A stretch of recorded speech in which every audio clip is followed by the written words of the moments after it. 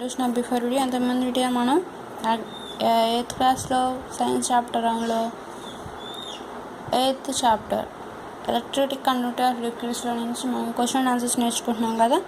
ఆ question and ఆన్సర్స్లోనే మన continuation అనమాట. సో ఈ క్వశ్చన్ దగ్గర అడగాం. Refer to activity 3 in chapter. Start with distilled water. LED would not glow. Add some drops of some acid distilled water and acid to distilled water and check the glow out LED. మీరు కనుక activity 3లో చెప్పినట్లు distil వాటర్తో మీరు ప్రయత్నం చేసినట్లయితే, distil వాటర్తో ప్రయత్నం చేసినప్పుడు దాని నుంచి ఎలక్ట్రిసిటీ పాస్ అవ్వలేదు, ఎల్ఈడి గ్లో అవ్వలేదు. కాబట్టి distil water is bad conductor of electricity అని చెప్పి మనం తెలుసుకున్నాం. అలానే డిస్టిల్ వాటర్కి సమ్ యాసిడ్ యాడ్ చేసి, యాసిడ్కి సిట్రిక్ యాసిడ్, సిట్రస్ కదా, సిట్రిక్ యాసిడ్ ఉంటుంది, లెమన్ జ్యూస్ని యాడ్ చేసాం. అది యాసిడ్ లాగా మారినప్పుడు ఎల్ఈడి అనేది గ్లో అయ్యింది. కాబట్టి డిస్టిల్ వాటర్ యాసిడ్గా మారింది కాబట్టి యాసిడ్ ఈజ్ ఇప్పుడు distil water good conductor of ఎలక్ట్రిసిటీగా యాక్ట్ చేసింది. అలానే డిస్టిల్ వాటర్కి సమ్ బేస్ కలిపాం, కాపర్ సల్ఫేట్ కలిపాం. అప్పుడు ఎల్ఈడి గ్లో అయింది. అంటే అది డిస్టిల్ వాటర్ బేస్ని యాడ్ చేసినప్పుడు బేస్గా మారి అది ఎలక్ట్రిసిటీని కండక్ట్ చేస్తుంది కాబట్టి గుడ్ కండక్టర్ ఆఫ్ ఎలక్ట్రిసిటీ అని చెప్పి అంటున్నాను. అలానే డిస్టిల్ వాటర్కి సమ్ సాల్ట్స్ కలిపాం, అప్పుడు కూడా ఎల్ఈడి గ్లో అయింది. అంటే డిస్టిల్ వాటర్కి సాల్ట్ యాడ్ చేసినప్పుడు అది మన సాల్ట్గా మారింది. ఇంతకుముందు లెసన్ స్టార్టింగ్లో మనం ఏం చెప్పుకున్నాం, ఎలక్ట్రిసిటీ కండక్ట్ చేసేవి ఏమంటే సమ్ లిక్విడ్స్లో యాసిడ్స్, సాల్ట్స్, బేసెస్ ఉంటే అవి ఎలక్ట్రిసిటీని కండక్ట్ చేస్తాయని చెప్పాం కదా. సో డిస్టిల్ వాటర్ అయితే మామూలుగా ప్యూర్ వాటర్, దాంట్లో ఎలాంటి ఎలక్ట్రోలైట్స్ ఉండవు కాబట్టి అది ఎలక్ట్రిసిటీని కండక్ట్ చేయలేదు. ఓకే, మూవబుల్ ఎలక్ట్రాన్స్ అనేవి ఏమి ఉండవు కాబట్టి. అదే ఇప్పుడు డిస్టిల్ వాటర్ని యాసిడ్గా మార్చాం, బేస్గా మార్చాం, అలానే సాల్ట్గా మార్చాం వాటిని యాడ్ చేసి. సో అవి యాసిడ్, బేస్, సాల్ట్గా మారినప్పుడు ఆ పదార్థాలు ఎలక్ట్రిసిటీని కండక్ట్ చేస్తాయని చెప్పి చెప్పుకున్నాం కదా. కాబట్టి ఎల్ఈడి గ్లో అయింది. కాబట్టి అవి ఎలక్ట్రిసిటీని కండక్ట్ చేస్తుంది బట్టి ఎల్ఈడి గ్లో అయిందని చెప్పి మనం తెలుసుకున్నాం. కాబట్టి అవి గుడ్ కండక్టర్ ఆఫ్ ఎలక్ట్రిసిటీ అని చెప్పి మనకు తెలిసింది. ఓకే, అలానే ఇప్పుడు డిస్టిల్ వాటికి యాక్టివిటీ 3 లాగా యాసిడ్ని, అలానే సమ్ బేస్ని, అలానే సాల్ట్స్ని యాడ్ చేసి మనకి ఎల్ఈడి గ్లో అవుతుందో లేదో చెప్పి డిస్టిల్ వాటర్ గురించి మీకు తెలిసిన మాటలు చెప్పమంటున్నారు అనమాట. ఓకే, ఒకసారి చదువుతాను. Add distil water to check the LED glow and add 2 more drops of check intensity of glow.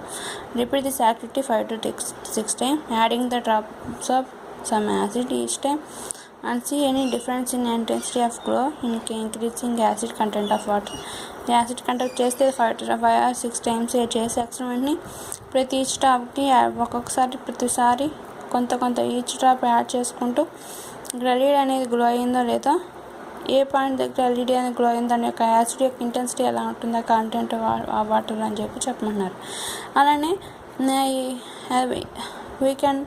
we inferred from the above observation. Repeat this entire activity to taking solutions of baking soda and adding 2 drops of distilled water instead of acid. ఇలానే activity అయిపోయిన తర్వాత యాసిడ్కి బదులు ఈసారి baking soda తీసుకోండి. Baking soda sodium bicarbonate కదా, అది మనకి కొంచెం యాసిడ్కి బదులు బేకింగ్ సోడా బేస్ని యాడ్ చేశాను అనమాట. బేస్ని యాడ్ చేసి అలానే సాల్ట్స్ని యాడ్ చేసి right the difference in similarities. Acid, base add చేసినప్పుడు దాంట్లో ఆ వాటర్ ఎలాంటి సిమిలారిటీస్ జరిగినాయో, ఎలాంటి డిఫరెన్సెస్ జరిగినాయో అబ్జర్వేషన్ చేసి నోట్ చేయమంటున్నారు అనమాట. అబ్జర్వేషన్ ఏంటంటే the LED would not glow with the distilled water because pure water, distilled water. So is the poor conductor of electricity. అలాంటి మూవబుల్ ఎలక్ట్రాన్స్ ఏమి ఉండవు కాబట్టి డిస్టిల్డ్ వాటర్లో ఎలక్ట్రోలైట్స్ అవి మూవ్ అయ్యే ఉండవు కాబట్టి, అలాంటి మినరల్స్ అవి ఉండవు కాబట్టి డిస్టిల్డ్ వాటర్ అనేది ప్యూర్ వాటర్ కాబట్టి అది ఎలక్ట్రిసిటీని కండక్ట్ చేయలేదు. కాబట్టి distilled water is poor conductor of electricity అని చెప్పి చెప్పుకున్నాం. అయితే when we add 2 drops of acid distilled water it starts to growing. అలానే డిస్టిల్డ్ వాటర్కి 2 drops యాసిడ్ అంటే అది యాసిడ్ యాడ్ చేస్తే అది వెలగడం మొదలుపెట్టింది. అలానే as well as adding 2 drops of acid every time with intensity of LED is increases. అలానే ప్రతిసారి ఒక్కొక్క చుక్క పెంచుకొని యాడ్ పెంచుకుంటున్నాం కదా. సో అలా ప్రతి ఒక్కొక్క చుక్క పెంచుకుంటూ యాడ్ చేసేసరికి ప్రతి ఈచ్ డ్రాప్కి ఎల్ఈడి యొక్క గ్లోయింగ్ అనేది పెరుగుతూ వచ్చిందనమాట. కాబట్టి మనం ఏం చెప్తాం, distilled water is a poor conductor of electricity but addition of acid to distilled water it becomes conductor of electricity. యాక్చువల్గా డిస్టిల్ వాటర్ అయితే పూర్ కండక్టర్ ఆఫ్ ఎలక్ట్రిసిటీని కండక్ట్ చేయలేదు, కానీ డిస్టిల్ వాటర్ కనుక యాసిడ్ యాడ్ చేసినట్లయితే అది గుడ్ కండక్టర్ ఆఫ్ ఎలక్ట్రిసిటీ అవుతుంది అని చెప్పి అన్నాం అనమాట. ఇంతకుముందు ఎగ్జామ్ చెప్పాక డిస్టిల్ వాటర్ అనేది ఒక మిల్క్ లాంటిది, ఎగ్జాంపుల్కే చెప్తున్నాను. అది కాఫీ డికాషన్ ఇస్తే కాఫీగా మారుతుంది, టీ డికాషన్ ఇస్తే టీగా మారుతుంది కదా. అలానే యాసిడ్ వేస్తే అది యాసిడ్గా మారుతుంది, బేస్ వేస్తే అది బేస్గా మారుతుంది అనమాట. సో అది అలా కన్వర్ట్ అయ్యి అది ఎలక్ట్రిసిటీని కండక్ట్ చేస్తూ ఉంటుంది. ఓకే, నెక్స్ట్ అలానే అబ్జర్వేషన్ ఏంటంటే, తెలిసిన solution of baking soda LED to start screen. అలానే యాసిడ్తో పాటుగా నెక్స్ట్ ఎక్స్పెరిమెంట్ బేకింగ్ సోడా వేసినా కూడా అది ఎల్ఈడి గ్లో అవడం అనేది స్టార్ట్ అయింది. Adding transfer solution increase the intensity of LED. ఇలానే ఇందాక డ్రాప్ బై డ్రాప్ ఎలా యాడ్ చేస్తూ వచ్చాము యాసిడ్, అలానే డ్రాప్ బై డ్రాప్ బేస్ని కూడా యాడ్ చేస్తూ వస్తే ఇక్కడ బేకింగ్ సోడా కదా బేస్, అది కూడా ఎల్ఈడి ఇంటెన్సిటీ అనేది గ్లో అవటం మొదలెట్టింది. అలా మనం ఏం చేస్తాం, ఇన్ఫ్లుయెన్స్ ఏం గమనించాలంటే solution of a base is good conductor of electricity. అలానే సొల్యూషన్స్లో బేస్ అనేది క్షార పదార్థం కూడా మనకి గుడ్ కండక్టర్ ఆఫ్ ఎలక్ట్రిసిటీ అనమాట, విద్యుత్ శక్తిని గ్రహిస్తుంది. అలానే సిమిలారిటీస్ ఏంటంటే both the conductors of electricity. దీన్ని బట్టి మనం చెప్పాం both acid and base both are good conductors of electricity అని చెప్పి మనం చెప్తున్నాం. అలానే డిసిమిలారిటీస్ ఏంటంటే with the acid is glow more brightly with baking soda solution, the glow is less. రెండు ఒకే రకంగా బిహేవ్ చేస్తున్నాయి. అక్కడ యాసిడ్ చేసినప్పుడు దాని యొక్క glow add by add, drop in చేసినప్పుడు కొంచెం డ్రాప్ బై డ్రాప్ యాడ్ చేసినప్పుడు దాని గ్లో పెరుగుతూనే వచ్చింది. అలానే drop by drop base add చేసినప్పుడు కూడా ఎల్ఈడి యొక్క ఇంటెన్సిటీ గ్లో అనేది పెరుగుతూ వచ్చింది. కానీ రెండింటికి అవి రెండింటికి ఉన్న సిమిలారిటీస్. డిసిమిలారిటీస్ ఏంటంటే యాసిడ్ యాడ్ చేసినప్పుడు వచ్చే ఎల్ఈడి గ్లో కన్నా బేస్ యాడ్ చేసినప్పుడు వచ్చే ఎల్ఈడి గ్లో కన్నా యాసిడ్ యాడ్ చేసినప్పుడు ఎల్ఈడి గ్లో అనేది చాలా ఎక్కువగా ఉందన్నమాట. కాబట్టి బేసెస్ సొల్యూషన్స్ కంటే యాసిడ్ సొల్యూషన్స్లో ఎక్కువ అమౌంట్ ఆఫ్ ఎలక్ట్రిసిటీ పాస్ అవ్వడం వల్ల ఎల్ఈడి అనేది గ్లో అయిందని చెప్పి మనకు తెలుస్తుంది. ఓకే, నెక్స్ట్ అలానే communication through drawing and model making. Drawing కానీ మోడల్ కానీ తయారు చేసి దాన్ని బట్టి మనం ఆన్సర్ చేయాలన్నమాట. In many of activities in this chapter, we have used the tester made up of LED. Can we avoid LED and use something else as a tester? A magnetic compass needle could be an alternative tester. We know that when we take a current carrying wire near the magnetic compass needle, it shows diffraction. Use this property to make the test of magnetic compass needle. We may refer to the following figure. మనకి ఎల్ఈడీనే కాకుండా మీది ఇంకా ఎలక్ట్రిసిటీని pass అవుతున్నా లేదని test చేయడానికి మనం ఇంకా దేన్ని వాడతాం, ఎల్ఈడీతో పాటు మనం టెస్టర్ని కూడా వాడచ్చు అనమాట. కానీ టెస్టర్ కన్నా మ్యాగ్నెటిక్ కంపాస్ కూడా మనకి ఎలక్ట్రిసిటీని ఫ్లో ఆఫ్ ఎలక్ట్రిసిటీని మనకి గమనించి చెప్తుంది. ఎందుకంటే ఎప్పుడైతే ఎలక్ట్రిసిటీ పాస్ అవుతుందో మ్యాగ్నెటిక్ కంపాస్లో ఉన్న మ్యాగ్నిఫైడ్ నీడిల్ అనేది ఫ్లక్చువేట్ అవ్వడం మొదలు పెడుతుంది, అది కదలడం మొదలు పెడుతుంది, అదే పని కాదు. కాబట్టి అక్కడ కరెంటు పాస్ అని చెప్పి మనం తెలుసుకోవచ్చు. ఓకే, ఇప్పుడు ఎల్ఈడీ కాకుండా టెస్టరు కాకుండా రెండింటినీ పక్కన పెట్టి వేరే విధంగా ఎల్ఈడీ కరెంటు పాస్ అవుతున్నట్టు తెలుసుకోవడానికి ఎలాంటి పదార్థం ఉందని వెతికితే మ్యాగ్నిఫైడ్ నీడిల్ కనిపించింది అనమాట. దీంట్లోని మ్యాగ్నిఫైడ్ నీడిల్ అనేవి కరెంటు పాస్ అని కొద్దీ ఫ్లక్చువేట్ అవుతుంటుంది. దీని కనుక ఎలక్ట్రిసిటీ ఫ్లో అవుతున్న వైర్కి దగ్గరగా పెడితే ఇది ఆటోమేటిక్గా ఫ్లక్చువేట్ అవ్వటం మొదలు పెడుతుంది. కాబట్టి ఇలాంటి బిహేవియర్ దీనికి మ్యాగ్నిఫైడ్ నీడిల్ ఉంది. కాబట్టి దీన్ని మనం ఎలక్ట్రిసిటీ పాస్ అవ్వడానికి టెస్టర్గా మనం ఎల్ఈడీకి బదులు టెస్టర్కి బదులు ఈ మ్యాగ్నెటిక్ నీడిల్ని కూడా మ్యాగ్నెటిక్ కంపాస్ నీడిల్ని కూడా మనం వాడుతున్నాం అన్నమాట. ఓకే, సో ఇది వాడి దీనికి బిహేవియర్ ఉంది కదా, ఎలక్ట్రిసిటీ ఫ్లో అవుతుంటే దగ్గరగా వస్తుంటే ఎలక్ట్రిసిటీ దగ్గరికి వస్తుంది, ఫ్లక్చువేట్ అవుతాం. సో దీన్ని టెస్టర్గా ఉపయోగించుకొని మన సర్క్యూట్ మొత్తంలో ఎలక్ట్రిసిటీ పాస్ అవుతుందా లేదా అనేది మనం టెస్ట్ చేసి చెప్తున్నాం అనమాట. ఓకే, బ్యాటరీ సెల్ ఒక రబ్బర్ క్యాప్లో లిక్విడ్ వేసి 1 end పెట్టాం. ఆ 2 టర్మినల్స్ టచ్ అవ్వకుండా ఇంకో హోల్లో నుంచి ఇంకో వైర్ రాగి కనెక్టింగ్ వైర్ తీసి బోత్ కనెక్టింగ్ వైర్స్ ఇక్కడ మ్యాగ్నెటిక్ కంపాస్ నీడిల్కి పెట్టి అరేంజ్మెంట్ చేసాం అనమాట. అయితే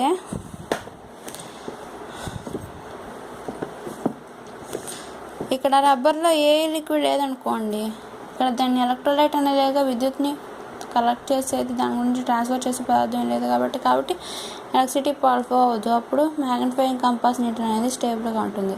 ఇప్పుడే దీంట్లో ఏదైనా లెమన్ జ్యూస్ లాంటివి సిట్రస్ లాంటివి acids and bases salt solutions అవి యాడ్ చేసి అనుకోండి, ఇవి ఎలక్ట్రిసిటీని కండక్ట్ చేస్తాయని చెప్పి చెప్పుకున్నాం కదా. సో అవి ఏం చేసి ఎలక్ట్రిసిటీని కండక్ట్ చేసి దానికున్న కంప్లీట్ సర్క్యూట్లో ఫ్లో అయినప్పుడు ఈ మ్యాగ్నిఫైడ్ కంపాస్ నీడిల్ ఆటోమేటిక్గా ఫ్లక్చువేట్ అవ్వడం మొదలు పెడుతుంది అనమాట. ఓకే,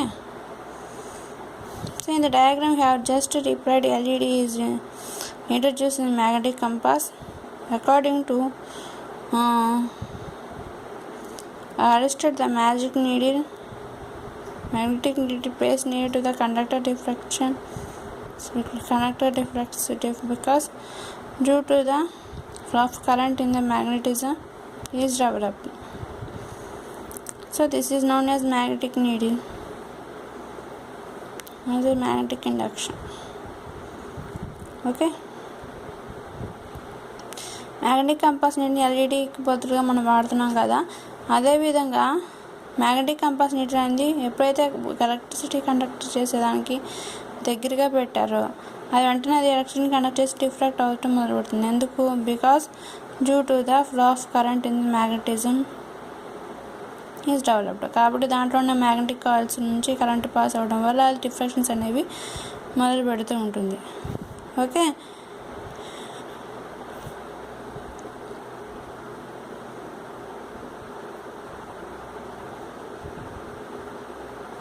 దీన్నే మనం it is known as magnetic induction చెప్పి చెప్పుకున్నాం. మ్యాగ్నెటిక్ ఇండక్షన్ అంటే మనం ఇంతకుముందు 6th క్లాస్లో స్టార్టింగ్ మ్యాగ్నెటిజం అనే లెసన్లో మనం చదువుకున్నాం కదా.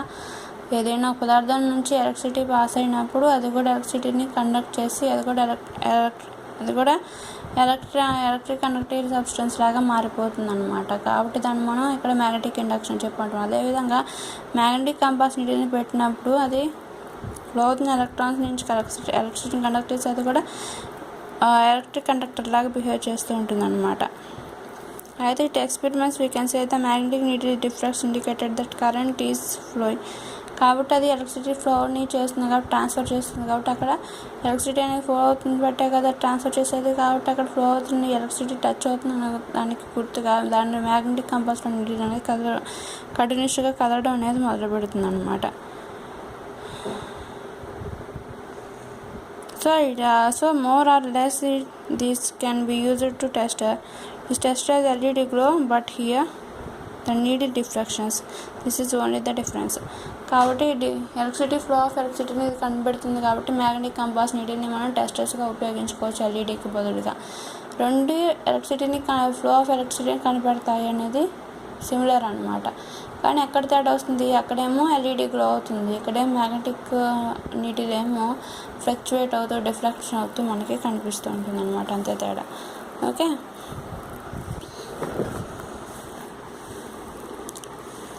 Next appreciation and aesthetic sense and values. S6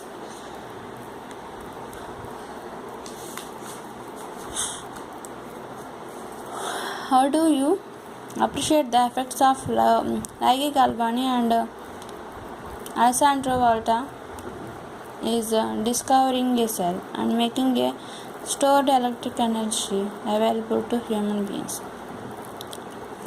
మనం లెసన్ మొత్తం ఉన్నాం కదా, గాల్వాని అలానే అలెసాండ్రో వోల్టా వీళ్ళిద్దరు ఎక్స్పెరిమెంట్ చేశారు కదా ఎలక్ట్రిసిటీని ఎలా కనిపెట్టాలో, దాన్ని ఎలా స్టోర్ చేసే వనరు ఎక్కడ చూడాలా అని.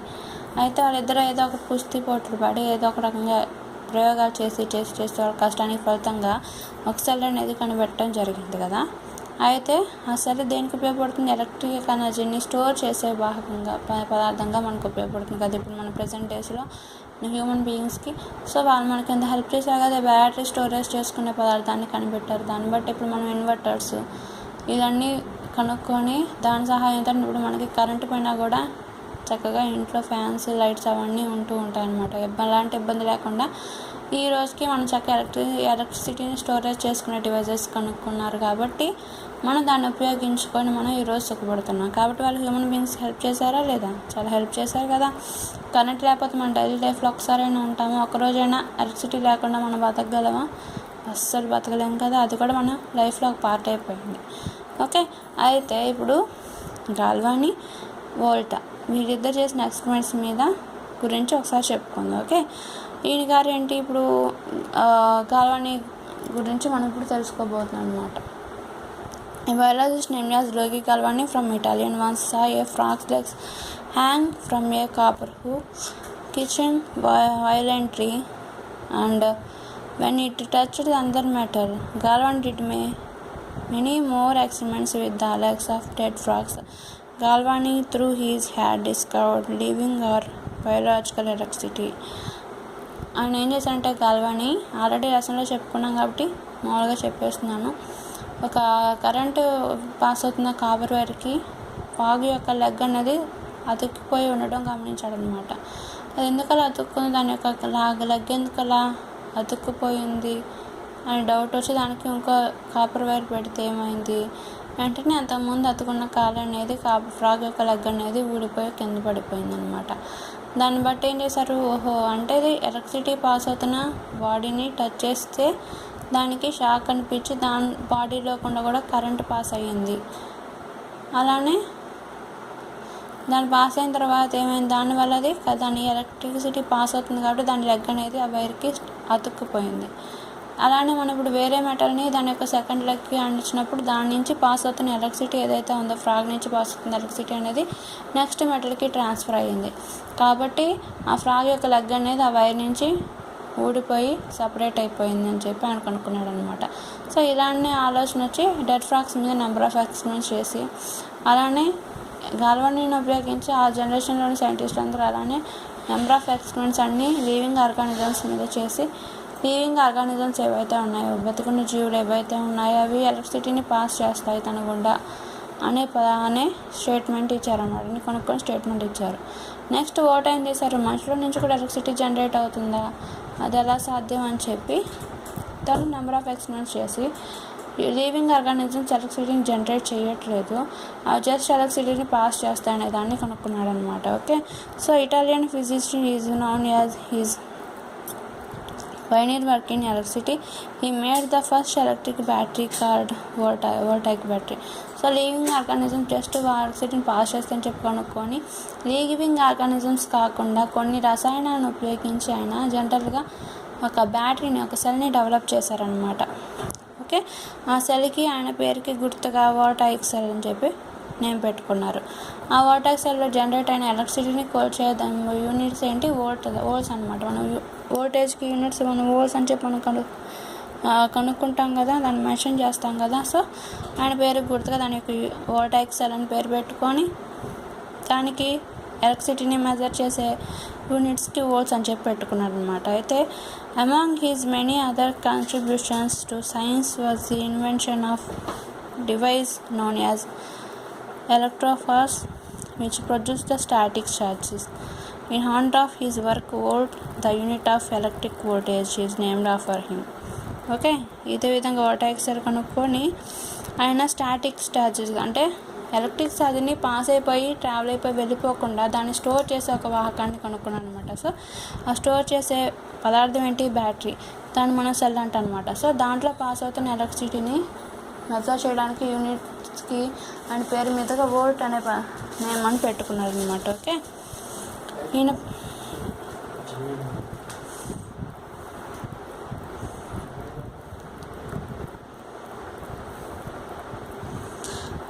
గాల్వానీ ఏమో ఇటలీలో ఉన్న బయాలజిస్ట్ అనమాట, వోల్టా ఏమో ఫిజిసిస్ట్ అనమాట. ఓకే, భౌతిక శాస్త్రజ్ఞుడు, ఆయనేమో జీవశాస్త్రజ్ఞుడు. ఓకే,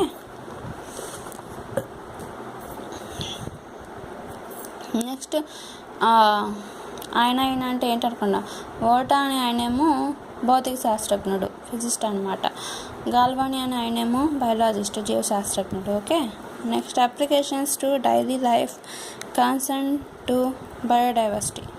మన బయోడైవర్సిటీ అంటే మన జీవ వైవిధ్యంలో మార్పులు చేర్పులు జరుగుతాయి కదా, అవి ఎలా జరుగుతున్నాయి ఎలక్ట్రిసిటీ పరంగా అనే దాన్ని గురించి బేస్ చేసుకొని మనం ఈ టాపిక్కి ఆన్సర్ చేయాలన్నమాట. Okay, correct the informations and make a list of good conductors and bad conductors. మనం గుడ్ కండక్టర్స్ ఏంటో బ్యాడ్ కండక్టర్స్ ఏంటో కలెక్ట్ చేసి వాటి నేమ్స్ రాసి నెక్స్ట్ అలానే how do you use this information in your daily life works. మన daily life వర్క్స్లో information బట్టి ఏ విధంగా వర్క్ చేస్తాం మనం చెప్పాలన్నమాట. గుడ్ కండక్టర్స్ ఏంటి? Water good conductors, fruit juice good conductors, అలానే metals, vehicles, acids, salts, basis ఇవన్నీ good conductors of electricity. Okay, good conductors and salt solutions, fruit juice, metals, vehicles, acids. వాటర్లో ఏంటి? Tap water to good conductors of electricity. It is essential for our daily life such as cooking, bathing, drinking, etc. Water అనేది good conductors of electricity. మన daily లైఫ్లో వాటర్ని భోజనం చేయడానికి, స్నానం చేయడానికి, ఇంకా క్లీనింగ్ సెక్షన్కి, అలానే మనకి డ్రింకింగ్కి, ఇంకా రకరకాల అన్ని విధాలుగా మనం వాటర్ లేకుండా మన జీవితంలో ఉండలేం కదా. సో మన డైలీ లైఫ్లో వాటర్ని యూజ్ చేస్తూనే ఉంటాం. అలానే ఫ్రూట్ జ్యూస్ కూడా గుడ్ కండక్టర్స్ ఆఫ్ ఎలక్ట్రిసిటీ. ఎందుకు? ఫ్రూట్ జ్యూస్లో టమాటో, వెజిటేబుల్స్ ఉంటాయి అన్నమాట. సిట్రిక్ యాసిడ్ ఉంటుంది ఆ ఫ్రూట్స్లో. అవి సిట్రస్, బత్తాయి, లెమన్ అవి యాసిడ్స్ ఉంటాయి కదా. అలా వాటిలో టమాటోస్, లెమన్ జ్యూస్ ఇవన్నీ ఎలక్ట్రోలైట్స్ ఉంటాయి అన్నమాట. సో అవి ఫ్రీగా మూవ్ అవుతూ ఎలక్ట్రిసిటీని పాస్ చేస్తుంది. సో మూవబుల్ ఎలక్ట్రాన్స్ ఉండే పదార్థం ఏదైనా సరే ఎలక్ట్రిసిటీని పాస్ చేస్తుంది అన్నమాట. ఓకే, సో దాన్ని బట్టి గుడ్ కండక్టర్స్ అని చెప్తున్నా. ఫ్రూట్స్ మన డైలీ లైఫ్లో దాన్ని ఏం చేస్తాం? ఫ్రూట్స్ని ఫర్ అవర్ ఫుడ్ ఐటమ్స్, దాన్ని మన డైలీ లైఫ్లో ఫుడ్ ఐటమ్స్గా యూజ్ చేస్తూ ఉంటాం. అలానే మెటల్స్, అన్ని మెటల్స్ ఎలక్ట్రిసిటీ కండక్ట్ చేస్తాయి. Okay, there are used in our daily life in making conductor of wire in houses and for electrical appliances. మెటల్స్ని మనం దేనికి ఉపయోగిస్తాం? మనం ఎలక్ట్రిసిటీ కనెక్టింగ్ వైర్స్కి ఉపయోగిస్తాం. అలానే మనకి ఎలక్ట్రానిక్ అప్లయన్సెస్ని, గృహోపకరణాలు రకరకాలు మనం మెటల్స్తో తయారు చేస్తూ ఉంటాం అన్నమాట. ఓకే, నెక్స్ట్ అలానే వెహికల్స్ని మనం ట్రావెలింగ్ పర్పస్ వాడుతూ ఉంటాం. ఆటోమొబైల్స్ని, అవి కూడా ఎలక్ట్రిసిటీ వెహికల్ని. వెహికల్స్ ఎలా ఉంటుంది? ఎలక్ట్రిసిటీని పాస్ చేయవు. దాంట్లో వెహికల్స్ అనేది electric vehicles are made up of metals. దాంట్లో ఎలక్ట్రిక్ ఛార్జ్తో ఇప్పుడు బ్యాటరీతో నడిచే స్కూటర్స్ ఉన్నాయి కదా. ఓకే, ఎలక్ట్రిక్ ఛార్జ్తో నడిచేవి కూడా మనకి ఏమవుతుంది? అవి మెటల్స్తో తయారు చేయబడింది అనమాట. అవి కూడా గుడ్ కండక్టర్స్ ఆఫ్ ఎలక్ట్రిసిటీ. ఎందుకంటే బైక్స్, వెహికల్స్, ఆటోమొబైల్స్ అన్నీ మెటల్స్తో తయారు చేస్తున్నాయి కదా, కాబట్టి అవి కూడా గుడ్ కండక్టర్స్ ఆఫ్ ఎలక్ట్రిసిటీ అనమాట. నెక్స్ట్ అలానే యాసిడ్, సాల్ట్ సొల్యూషన్స్ కూడా. Some acids and salts are use to electrolyte in electrolysis of electroplating method. అలానే మన రకాల సాల్ట్స్ని, యాసిడ్స్ని మనం ఈ ఎలక్ట్రోలైసిస్ ప్రాసెస్లో మనం ఎలక్ట్రోప్లేటింగ్ మెథడ్లో కొన్ని యాసిడ్ సొల్యూషన్స్ని, ఒక్కోసారి బేస్ సొల్యూషన్స్ని మనం ఎలక్ట్రోప్లేటింగ్ మెథడ్లో ఎలక్ట్రోలైట్గా మనం ఉపయోగిస్తాం అనమాట. ఎలక్ట్రోలైసిస్ ప్రాసెస్ జరగడానికి. ఎలక్ట్రోలైసిస్ ప్రాసెస్ జరగడం అంటే ఏంటి? ఒక పదార్థాన్ని ఎలక్ట్రోప్లేటింగ్ మెథడ్ అంటే ఏంటి అంటే ఒక సబ్స్టెన్స్ని ఇంకో సబ్స్టెన్స్ వైపు మనం చేంజ్ చేస్తాం అనమాట ఎలక్ట్రోప్లేటింగ్ మెథడ్. సో ఆ సబ్స్టెన్స్ మీద మనం కోటింగ్ వేస్తాం. ఈ ఎలక్ట్రోప్లేటింగ్ మెథడ్లో ముఖ్యమైన లక్ష్యం అనమాట. సో ఆ కోటింగ్ వేయడానికి ఒక స్లైడ్ ఉన్న సబ్స్టెన్స్ ఇంకో స్లైడ్ మీదకి ఏర్పడాలంటే ఏంటి? ఆ పదార్థం ముందు దాని మీద ఉన్న అతికున్న పదార్థం నుంచి విడిపడిపోవాలన్నమాట. సో ఒక సబ్స్టెన్స్ నుంచి ఇంకో దాంట్లో ఉన్న యాటమ్స్ని కానీ అయాన్స్ని కానీ విడదీసేసేది ఏంటంటే ఎలక్ట్రిక్ ఛార్జ్ పాస్ అవ్వడం వల్ల దాంట్లో ఉన్న కాంపోనెంట్స్ని విడదీసే పద్ధతి ఏదైతే ఉంటుందో దాన్ని ఎలక్ట్రోలైసిస్ ప్రాసెస్ అని చెప్పి అంటున్నారు. సో ఈ ఎలక్ట్రోలైసిస్ ప్రాసెస్లో వాటర్ కానీ యాసిడ్ అవ్వచ్చు, బేస్ అవ్వచ్చు. సో ఇదేనైనా ఒక లిక్విడ్ మెటీరియల్ని మనం ఇక్కడ దాంట్లో విడదీసే పదార్థం కిందకి మనం తీసుకుంటాం అనమాట, ఉపయోగించుకుంటాం. సో ఈ ఎలక్ట్రోప్లేటింగ్ మెథడ్లో ఏదైతే పదార్థం ఎలక్ట్రిసిటీని పాస్ చేస్తూ ఉంటుందో ఆ పదార్థాన్ని మనం ఎలక్ట్రోలైట్ అంటాం. అది లిక్విడ్ ఫామ్లో ఉంటుంది. ఓకే, అది యాసిడ్ అవ్వచ్చు, బేస్ అవ్వచ్చు, సాల్ట్ అవ్వచ్చు. సో ఏదైతే ఒక పదార్థం దాని నుంచి ఎలక్ట్రిసిటీని పాస్ చేస్తూ ఉంటుందో లిక్విడ్ ఫామ్లో ఉండి దాన్ని మనం ఎలక్ట్రోలైట్ అని చెప్పి అంటూ ఉంటాం కదా. సో మనకి ఇక్కడ ఎలక్ట్రోలైట్ అనే పదార్థం ఏం చేస్తుందంటే ఎలక్ట్రోలైసిస్ ప్రాసెస్లో పార్టిసిపేట్ చేస్తుంది. అంటే దాని గుండా ఎలక్ట్రిసిటీని పాస్ చేస్తూ దాంట్లో ఉండే కాంపోనెంట్స్ని సపరేట్ చేస్తూ ఉంటుందన్నమాట. సో ఆ ప్రాసెస్ని మనం passing of electricity we have to separate this component of a main compound that is electrolysis. Okay, so ఇక్కడ మనకి